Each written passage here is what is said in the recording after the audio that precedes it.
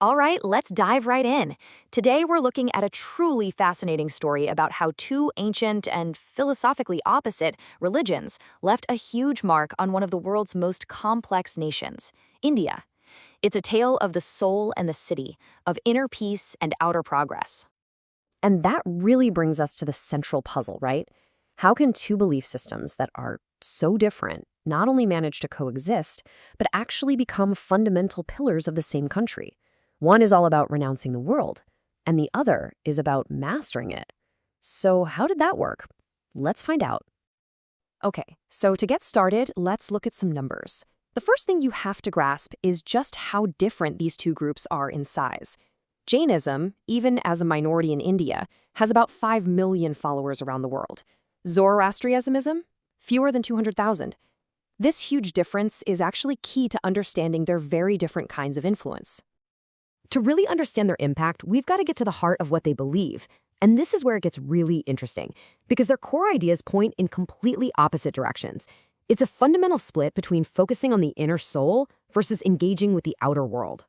So here's the big picture. For Jains, the ultimate goal is moksha, basically liberating the soul from the endless cycle of rebirth. And you get there by purifying yourself and causing absolutely no harm to anything. For Zoroastrians, life is an active, ethical struggle. It's a choice you have to make every single day to side with good over evil in this grand cosmic battle. And when you break down the details, the differences are just stark. I mean, just look at the idea of God. Jainism is non-theistic. There's no creator god. Zoroastrianism is actually one of the world's oldest monotheistic faiths. Right there, you're talking about two completely different ways of seeing the entire universe. So let's trace that first path, Jainism. It started in India way back in the 6th century BCE, and its influence wasn't about building empires or big industries. No, it was about shaping the nation's spiritual conscience, becoming what you might call the architects of India's inner world. And the blueprint for that whole spiritual architecture is this one single powerful concept, ahimsa.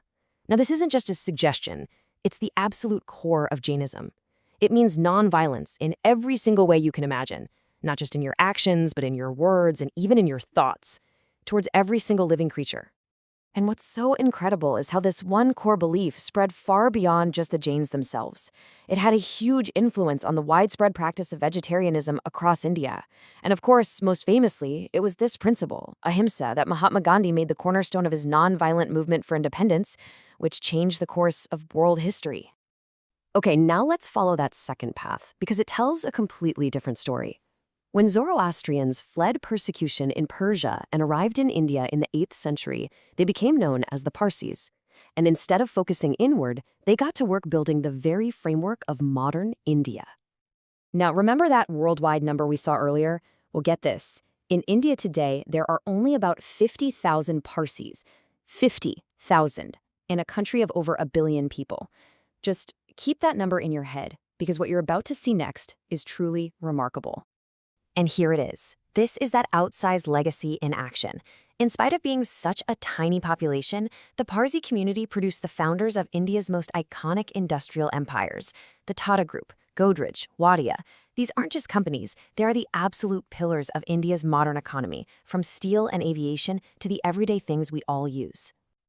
So what we have here are these two parallel, incredibly powerful legacies. One is this deep philosophical current that shaped how millions think, eat, and even protest.